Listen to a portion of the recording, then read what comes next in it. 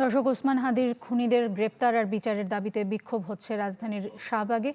আরও জানতে সরাসরি আমরা যুক্ত হচ্ছি কাজী ফয়সালের সাথে। ফয়সাল, কাল রাত থেকেই শাহবাগ উত্তাল ছিল, এখন কি দেখছেন আর আজকের বাকি দিনের কর্মসূচি আসলে কি?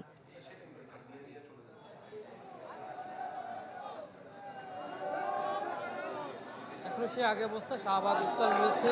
এখানে ছাত্র জনতা তারা মিছিল করছেন, বিক্ষোভ করছেন এবং তারা হাদি হত্যার ঘটনায় বিচার দাবি জানাচ্ছেন এবং তারা বলছেন যে এই হাদি হত্যাকাণ্ডের বিচার যতক্ষণ না পর্যন্ত হবে ততক্ষণ পর্যন্ত তারা এই আন্দোলন চালিয়ে যাবেন।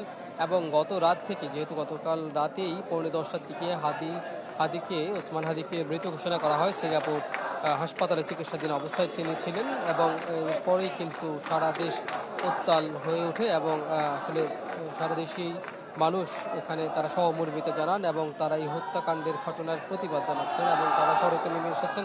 গতকাল রাতেই নানান রকমের ঘটনা কিন্তু ঘটেছে। বিক্ষুব্ধ জনতা তারা বিক্ষোভ প্রদর্শন করেছেন, তারা প্রতিবাদ জানিয়েছেন, তারা হত্যাকাণ্ডের বিচার দাবি জানিয়েছেন এবং গতকাল রাতেও কিন্তু আপনি জানেন যে প্রধান উপদেষ্টা এই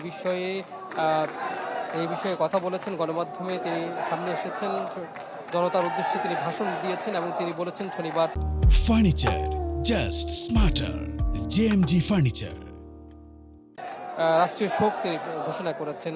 তবে বিক্ষুব্ধ জনতা তাতে তারা বলছেন যে এই হত্যাকাণ্ডের বিচার কঠোরভাবে করতে হবে এবং এই হত্যাকাণ্ডে যাদের নাম এসেছে বিশেষ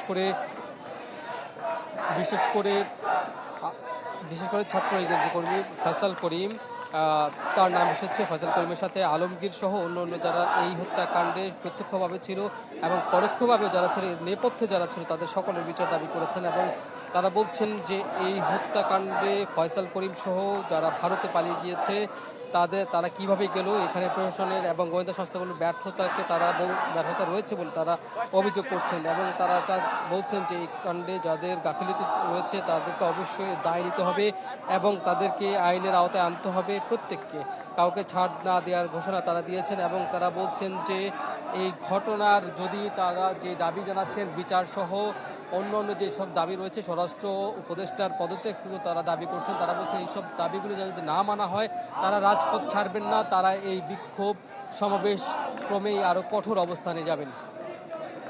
ধন্যবাদ আপনাকে। দর্শক, শাহবাগ থেকে আমাদের সঙ্গে যুক্ত হচ্ছিলেন। আমরা কারওয়ান বাজারেই আপনাদেরকে আবার নিয়ে যেতে চাই, সেখানকার সবশেষ পরিস্থিতি জানানোর জন্য মাহবুবুর রহমান আমাদের সহকর্মী সেখানে অবস্থান করছেন। মাহবুবুর রহমান, আপনি কাল থেকেই আছেন এখানে এবং ডেইলি স্টার এবং প্রথম আলোর ভবনের ভেতরেও আপনি গিয়েছেন। সবশেষ অবস্থা যদি একটু দর্শকদেরকে জানান।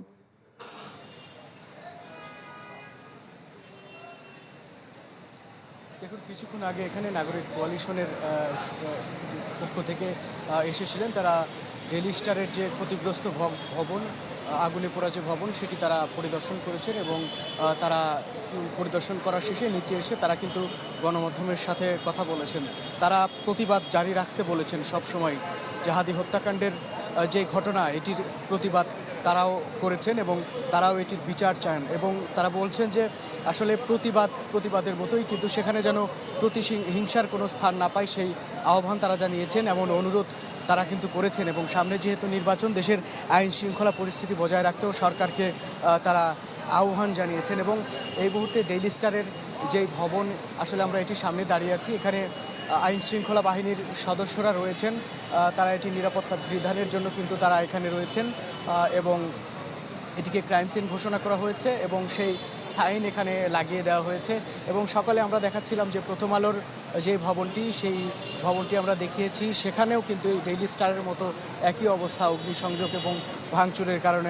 আমরা যেমনটা তখন দেখাচ্ছিলাম যে প্রথম আলোর যে প্রথমা প্রকাশন, বন্ধুসভা এবং উপরের তলার যে ভবনটি, সেটি কিন্তু খুব ব্যাপকভাবে কিন্তু ক্ষতিগ্রস্ত হয়েছে। আগুনে পুড়ে গিয়েছে, অনেক বইপত্রাদি ছিল, অনেক কাগজপত্র কিংবা পত্রিকার অফিসে সেখানে অনেক পুরনো পত্রিকার আর্কাইভও থাকার সম্ভাবনা রয়েছে।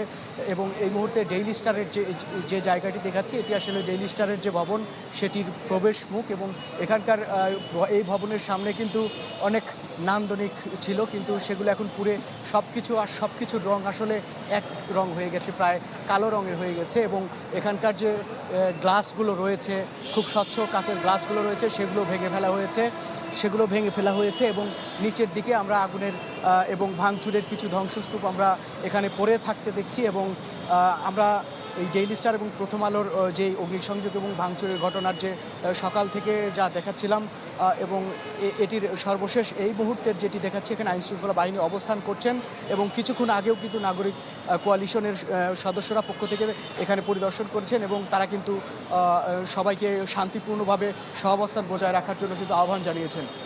মাহবুবুর রহমান আমাদের সাথেই থাকুন, আপনার সঙ্গে আবারও আমরা যুক্ত হব। এদিকে ডেইলি স্টার, প্রথম আলো সাংবাদিক নুরুল কবির এবং বিভিন্ন প্রতিষ্ঠানের উপর হামলার ঘটনায় প্রতিবাদ জানিয়েছেন বিএনপি মহাসচিব মির্জা ফখরুল ইসলাম আলমগীর। নিজের ভেরিফাইড ফেসবুক পোস্টে তিনি বলেছেন, এদেশের প্রতিটি নাগরিকের জানমালের দায়িত্ব সরকারের। এই ঘটনার পুরো দায়িত্ব সরকারকেই নিতে হবে। দেশের সংকটময় মুহূর্তকে কাজে লাগানোর জন্য যারা অপেক্ষা করে তারা দেশের শত্রু। হাদি হত্যার বিচার এবং প্রতিটি মব সন্ত্রাসের বিচারের দাবি জানিয়েছেন বিএনপি মহাসচিব।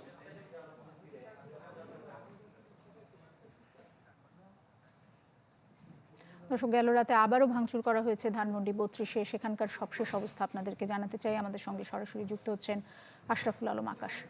আকাশ, এখন কি পরিস্থিতি দেখছেন সেখানে?